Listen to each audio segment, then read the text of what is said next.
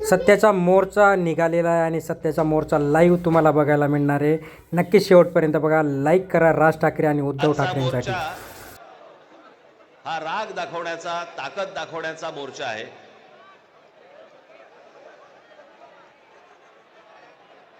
मतदारांना ए बाबा तो ड्रोन आहे ना, ड्रोन थोडं डोक्यावर आणि माझ्या वारा पडत होता.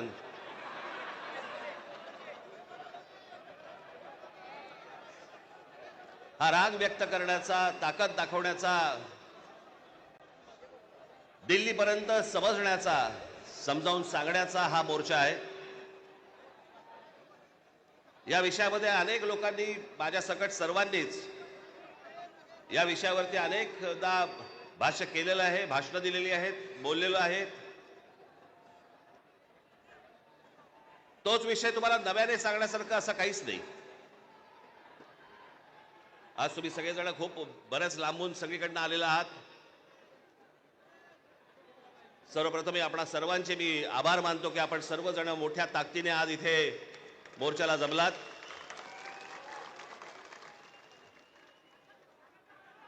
खरं तर छोटे विषय आहेत, काही फार मोठा विषय नाही हा.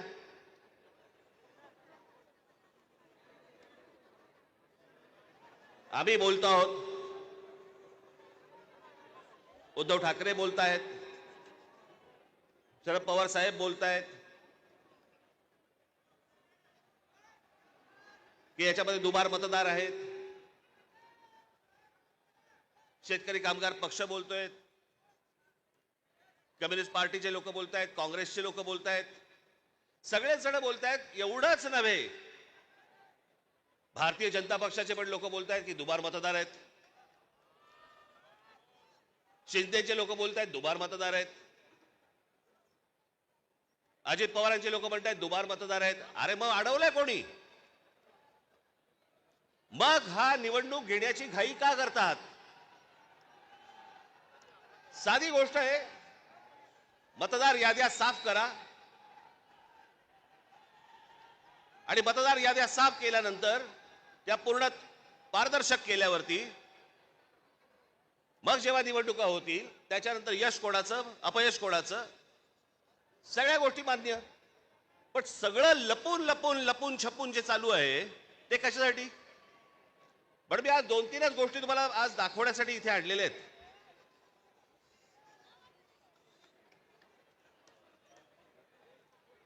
खरं तर हे 4,500 मतदार आहेत. 4,500.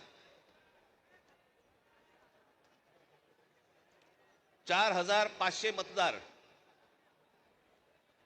हे कल्याण ग्रामीण, डोंबिवली, मुरबाड आणि भिवंडी मधले मतदार आहेत. या इकडच्या मतदारांनी इथल्या मुंबईच्या मलबार हिल मतदारसंघामध्ये देखील मतदान केलेलं आहे. 4,500 मतदार हे या ठिकाणी राहणारे, यांनी मलबार हिल मतदारसंघामध्ये मतदान केलेलं आहे. त्यातल्या अगदी नावाला म्हणून मी तुमच्यासाठी हे एवढे मतदार आहेत, हे एवढ्या लोकांनी हे तिथे राहत आहेत, तिथेही मतदान केलं आणि मलबार हिल मध्ये देखील मतदान केलं.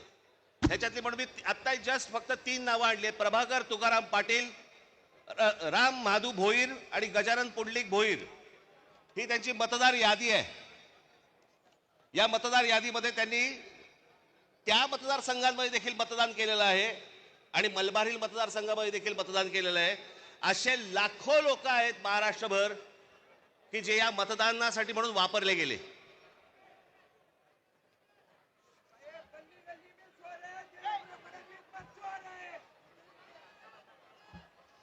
आता मी तुम्हाला अजून एक गोष्ट दाखवणार आहे की लोक म्हणतात की पुरावे कुठे आहेत, पुरावे कुठे आहेत. मुंबई हे लोकसभा मतदारसंघ म्हणजे मी तुम्हाला आता जुलै पर्यंतची यादी वाचून दाखवतोय. जुलै पर्यंतची. 1 जुलैला त्यांनी यादी बंद केली. 1 जुलैला जी यादी बंद केली त्याच्यामधले फक्त मी मतदार तुम्हाला वाचून दाखवतोय. याच्यामध्ये मुंबई नॉर्थ, इकडे एका लोकसभा मतदारसंघामध्ये 17,29,456 मतदार आहेत. याच्यापैकी 62,370 हे दुबार आहेत. मुंबई नॉर्थ वेस्ट संपूर्ण मतदार 16,74,861 आणि दुबार मतदार 60,231. मुंबई नॉर्थ ईस्ट पूर्ण मतदार आहेत 15,90,710 आणि दुबार मतदार आहेत 92,983. Mumbai north central total vote मतदार आहेत 16,81,048 आणि दुबार मतदार आहेत 63,740. मुंबई साऊथ सेंट्रल संपूर्ण मतदार आहेत 14,37,776 आणि दुबार मतदार आहेत 50,565. मुंबई साऊथ मतदार आहेत, हे आत्ताची यादी सांगतोय तुम्हाला, जुलैपर्यंतची, 1 जुलैपर्यंतची, 15,15,15,993 आणि दुबार मतदार आहेत 55,205. नाशिक लोकसभा मतदार आहेत 19,34,349 आणि दुबार मतदार आहेत 99,673. मावळ लोकसभा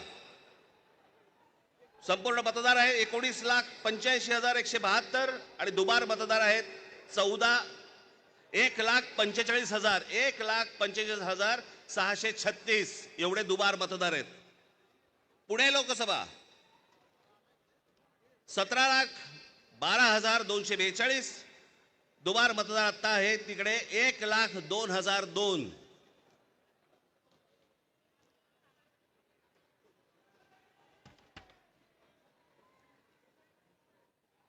हे ठाणे लोकसभा इथे दुबार मतदार आहेत 2,09,981. लोक म्हणतील की बाबा हे आकडे तर बोलून दाखवलेत, पुरावा कुठे आहे? मी आज तुमच्यासाठी पुरावा देखील आणलाय ह्या सगळ्या दुबार मतदारांचा. काढते कापड. हे सगळे दुबार मतदार आहेत. हे एवढे सगळे दुबार मतदार आहेत. हे मी तुम्हाला आता जेवढे फक्त मतदारसंघ सांगितले तेवढ्यातले फक्त दुबार मतदार आहेत हे. म्हणजे तुम्हाला कल्पना येईल महाराष्ट्रामध्ये काय प्रकारचा गोंधळ येतो. आणि एवढे पुरावे दिल्यानंतर देखील हट्ट सुरू आहे की नाही कोर्टाने सांगितलंय जानेवारीत निवडणुका घ्या. कशा घ्या? का घ्या? कोणाला आहे घाई? 5 वर्ष निवडणुका घेतल्या नाहीयेत. 5 वर्ष. अजून 1 वर्ष गेलं तर काय फरक पडणार आहे? काय फरक पडतो? 5 वर्ष काही फरक नाही पडला, अजून 1 वर्ष गेलं. पण जी माणसं भरली आहेत आतमध्ये त्याचं काय करायचं? मग त्याच्यातल्या त्याच्यात निवडणुका आटपून घ्यायच्या आणि पुन्हा यश पदरी पाडायचं. याला काय निवडणुका म्हणतात? या निवडणुका अशा याच्यात तर लोकशाही तरी टिकेल.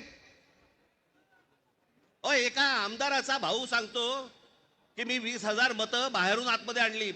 आमदाराचा म्हणजे ह्याची हिंमत बघा, सत्तेचा माज बघा की एक आमदाराचा भाऊ सांगतो की आमदार असतो पैठणचा, त्यांचा बुमरेचा भाऊ ना, हो पण त्याचा बुमरेचा भाऊ ना, तो मुलगा हल्ली कळतच नाही माहिती. या मतदार याद्या तपासताना ह्याच्यातला कोण त्या दिवशी सांगितलं नाही का मी, मुलीचं वय 114, वडिलांचं वय 43. त्या दिवशी काय मला बोलायचं ते मी बोललो. काहीही चालू आहे. त्या नवी मुंबईचे आयुक्तांच्या बंगल्यावरती मतदार नोंदवले गेलेत. कोणीतरी सुलभ शौचालयामध्ये नोंदवला गेला. कुठेही बसलेला दिसला की काही नोंदवायचा का? ही अत्यंत लाजिरवाणी गोष्ट मला असं वाटतं ही देशभर सुरू आहे, प्रत्येक ठिकाणी सुरू आहे, प्रत्येक मतदारापर्यंत समजलंय. परवा दिवशी तर मी त्या मशीन्स, वोटिंग मशीन बद्दल बोललो, मी त्याचं डेमॉन्स्ट्रेशन दिलं. मी हे गेले 2017 पासून ओरडून सांगतोय की ह्याच्यामध्ये गडबड आहे, ह्याच्यामध्ये गोंधळ आहे. अशा प्रकारच्या, अहो साधी गोष्ट आहे, 232 आमदार निवडून आल्यानंतर जर महाराष्ट्रामध्ये मातम असेल, महाराष्ट्रामध्ये जर समजा सन्नाटा असेल, महाराष्ट्रामध्ये काहीच नसेल, सगळे जर मतदार हे गोंधळलेल्या अवस्थेमध्ये असतील आणि सगळ्यांना जर आश्चर्य पडलं असेल, अहो निवडून आलेल्यांना चिमटे काढून बघत होते निवडून आलेले लोक की मी कसा आलो निवडून. पण निवडून आलेल्याची सोय अगोदरच झाली होती, त्याच्यामुळे त्याला माहिती नव्हतं की मी निवडून येणार. हे सगळे कारस्थानं, या सगळ्या गोष्टी, ह्या सगळ्या निवडणूक आयोगाच्या मार्फत सगळ्या सुरू आहेत. कशा निवडणुका लढवायच्या मला जरा सांगा. भाई, जो मतदार उन्हातारामध्ये रांगेमध्ये उभा राहतो त्याच्या मतांचा अपमान नाही का?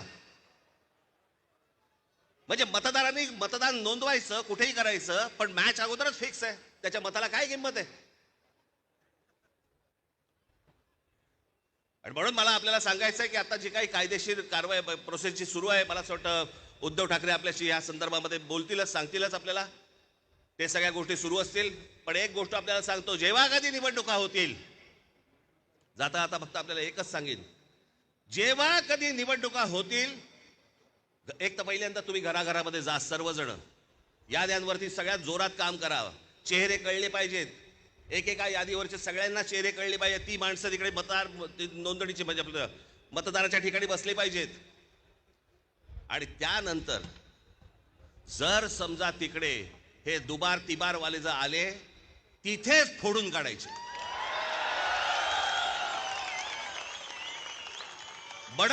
बडवायचे आणि मग पोलिसांच्या हातात द्यायचे. त्याशिवाय हे वटणीवरती येणार नाही, त्याशिवाय हा महाराष्ट्रामधला जो चाललेला कारभार आहे हा वटणीवरती येणार नाही. आज आपण सगळेजण इतक्या मोठ्या संख्येने इकडे सगळेजण आलात, मी आपल्या सर्वांचे मी आभार मानतो आणि आपली सर्वांची रजा घेतो. धन्यवाद. जय हिंद, जय महाराष्ट्र.